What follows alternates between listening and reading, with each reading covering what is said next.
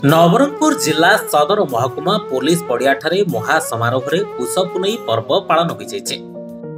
प्राचीन इतिहास रे पुष पुनई पर्व समग्र उत्कल रे ख्याति अर्जन करथिला। एई प्राचीन अंचल कंध, परजा, सौरा, भतरा प्रभृति जनजाति को नहीं पुष पुनई आरंभ होइतिला। परवर्ती समय रे साधारण वर्गक सामाजिक जीवन रे एहार प्रभाव और परंपरा जागृति होइतिला। चलित वर्ष पुष पुनई 2025 नवरंगपुर ठारे प्रथम थर पई आयोजित करा जाउछे।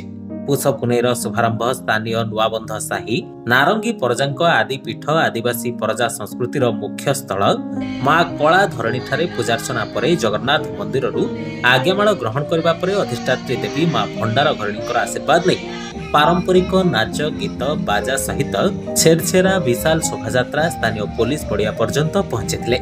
पुष पुनई आवाहक मुना त्रिपाठी नरसिंह त्रिपाठी पौराहित्य आरंभ करा कार्यक्रम पुलिस पड़िया 13, 14, 15 तारिख पर्यंत चालू रहिबो। एई कार्यक्रम अवसर में मंचासीन अतिथिवृंद द्वारा प्रस्तुत आमोर पुष पुनई कैसेट उन्मोचित होइछि। प्रथम दिन शुभारंभ कार्यक्रम में नवरंगपुर विधायक गौरीशंकर माझी, डाबुगा विधायक मनोहर रंधारी, पूर्वतन विधायक सदाशिव प्रधानी, पूर्वतन सांसद प्रदीप माझी, पौराध्यक्ष कुनु नायक, कौशल्या प्रधानी, हारावती गंडक, कादम्बिनी त्रिपाठी, गुप्त नारायण षडंगी, अर्जुन भत्रा, डॉक्टर विजय मिश्र, मनोरमा माझी, ओडिशा राज्य अमला संघर राज्य सभापति त्रिपति बालाजी साहू, रतन माझी, पौरांचल काउंसिलर, बुद्धिजीवी, विभिन्न समाजर सभापति प्रमुख उपस्थित थिले।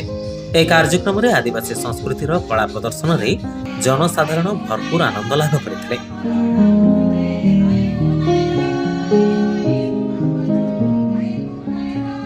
आमर आदिवासी अध्युषित अंचल सरल शांत एवं समस्ते किभली भाव में भलरे रहिबे से चिंता सब करुथिले। समस्त भितर भेदभाव नथिला, समस्त भितर आमर संपर्क निबिड़ थिला एवं समस्ते सुखरे दुखरे रहिबा पई गीत माध्यम रे आमे गाई गाई समस्त घर सहित संपर्क बढ़ुला।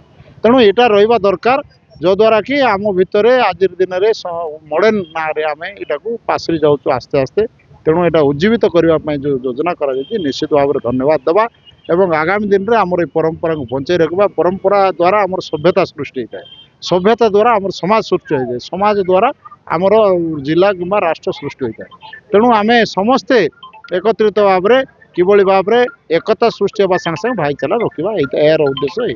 ये हूँ सब प्राचीन परंपरा। पौष पूर्णिमा रे समस्त आदिवासी जाति जनजातिर लोक माने आज तो साधारण वर्ग लोक माने समस्ते पौष पूर्णिमा पालन करती। जगन्नाथ संस्कृति रे जगन्नाथ पूषाभिषेक हुंती एवं पौष पूर्णिमा समस्त धान अमल परे घरे घरे पौष पूर्णिमा आरंभ करा जाय थाए एवं विशेषकर नवरंगपुर माटीर ये हूँ सब प्राचीन पर्व। आज पौष पूर्णिमा नवरंगपुर रे प्रथम थर लोकाभिमुखी कार्यक्रम को करने पालन होइछि।